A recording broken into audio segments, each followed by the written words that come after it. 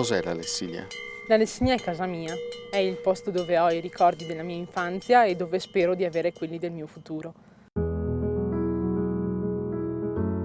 Da sempre ci hanno insegnato che è importante mantenere vivo il posto dove siamo nati e abbiamo visto che comunque i giovani adesso se ne vanno via perché non trovano lavoro qui e l'unico lavoro che è rimasto è quello dell'agricoltura e tanti non seguono le orme dei genitori perché è un lavoro comunque che comporta più sacrificio rispetto agli altri.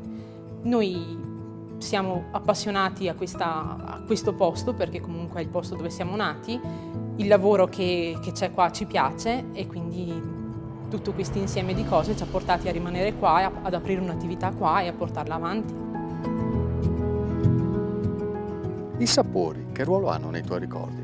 I sapori sono fondamentali, sono quelli che mi ricordano i nonni, la cucina dei nonni e quella della mamma.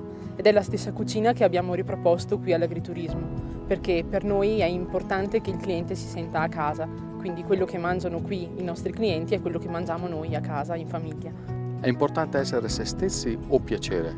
È importante essere se stessi, perché la finzione non è parte di noi, per cui è inutile cambiare per gli altri. Noi siamo così, cerchiamo di essere genuini con tutti, e questo può piacere o no, però non si può piacere a tutti. In cucina?